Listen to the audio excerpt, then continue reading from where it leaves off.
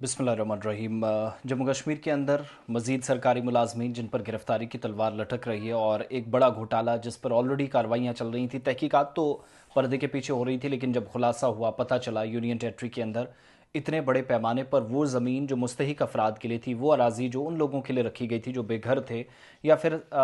मुख्तलिफ जंगों में हमने देखा मुतासर हुए वेस्ट पाकिस्तानी रेफ्यूजीज़, उनमें से कई लोग, बाकी तमाम लोग, तो कस्टोडियन लैंड जो कहलाती है वो जम्मू के अंदर भी इसी तरीके से पहले रिट्रीव कराई गई। कुछ लोगों ने अपने नाम करके उन लोगों के साथ धोखा किया। वही सिलसिला एंटी करप्शन ब्यूरो की तरफ से जब कार्रवाई की गई तो कश्मीर में पाया गया और एसीबी ने कस्टोडियन की जो कीमती अराजी थी, जो गैर कानूनी तबादले जिसके हुए, हेराफेरी की गई और बड़े पैमाने पर घोटाले या गफले का पर्दाफाश किया और इसके बाद एक मुजरिमाना तफ्तीश भी शुरू कर दी है जिसको आप क्रिमिनल इन्वेस्टिगेशन कहते हैं। और एसएसपी जो हैं एसीबी के जावेद हसन, उनकी तरफ से जब प्रेस कॉन्फ्रेंस 2 रोज़ कबल की गई तो उनके मुताबिक तहकीकात में संगीन बेजाब्तियाँ पाई गई, धोखाधड़ी की कार्रवाइयों को सामने लाया गया और ये मुबैना तौर पर महकमा रेवेन्यू या रेवेन्यू डिपार्टमेंट और कस्टोडियन जो इक्वी प्रॉपर्टी है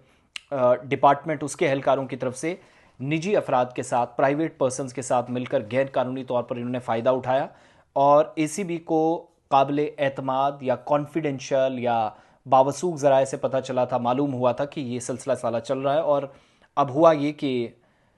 कुछ अफसरान ने तकरीबन 17 मरले और इंतहाई कीमती गुपकार रोड श्रीनगर पर एक जगह निस्बतन कम मालियत की जो ज़मीन है या अराजी है उसके तबादले में सहूलत फराहम की थी और ये तबादले डिफेंस स्टेट ऑफिस से लाजमी नो ऑब्जेक्शन सर्टिफिकेट यानी एनओसी हासिल किए बगैर ली गई। यानी अफसरान मिलकर ये सारा सिलसिला काम कर रहे थे, अंजाम दे रहे थे और इस दरमियान पता चला कि जो नो ऑब्जेक्शन सर्टिफिकेट की ज़रूरत होती वो भी नहीं लेने दी गई। तो महमूद की टोपी अहमद के सर पहनाने का वो जो तहसीलदार साहब से लेकर पटवारी तक काम रहता है, यहाँ पर फिर से इस बात की तस्दीक हुई। अब पता क्या चला एसीबी को इंक्वायरी के दौरान कि जो सरकारी मुलाजमीन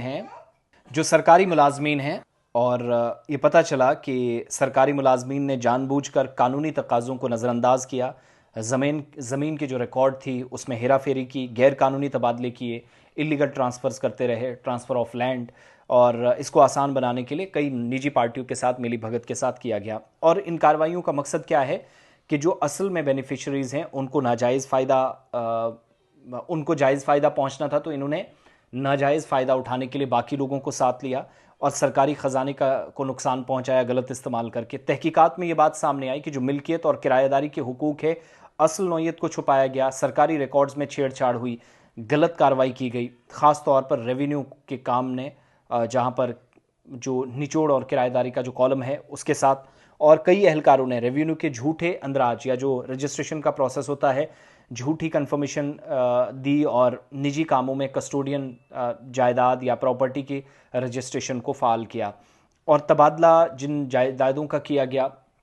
ये गैर मुतनासिब पाई गई। गुपकार रोड कस्टोडियन ज़मीन पर बहुत सारी तिजारती और तस्वीराती अहमियत की हामिल थी। इसके अलावा पता चला कि जांच पड़ताल और डिफेंस स्टेट से एनओसी जानबूझकर नज़रअंदाज करते हुए जो एहलकार हैं उन्होंने ये काम किया। एक सोची समझी साजिश के तहत ये सारा काम चलता रहा और कस्टोडियन जायदादें, इसके अलावा असासों पर जो सरकारी तहवील की सालमियत है उस पर समझौता किया गया। इसका मतलब है स्टेट को तहफ़्फ़ुज़ात हैं, ख़तरात हैं और एफआईआर नंबर 19/2025 के तहत पुलिस स्टेशन एसीबी श्रीनगर में Jammu Kashmir anti corruption act 2006 की दफ़ात 5 सबसेक्शन 1D बशमूल 5, 2 और आरपीसी की दफ़ा 120B के तहत मुकदमा दर्ज किया गया। एसएसपी के मुताबिक साजिश के मुकम्मल सिलसिले की निशानदेही की जा रही है और अफसरान को गिरफ्तार किया जाएगा, मुलाजमीन जो है उनकी गिरफ्तारी होगी और जो हेल्पलाइन नंबर्स हैं वो भी साथ साथ दे दिए गए हैं। तो ये सारा सिलसिला है, कस्टोडियन लैंड को तक नहीं बख्शा इन तमाम लोगों की तरफ से और अनफॉर्चुनेटली सरकार ने अभी तक जो काम किया है उसमें कम से कम सताइश होनी चाहिए कि सिस्टम के अंदर बैठकर कैसे चोरी की जाती है। आज भी इस तरह के लोग मौजूद हैं और श्रीनगर के अंदर ये काम पकड़ा गया, जिसके बाद तहकीकात आगे बढ़ रही है।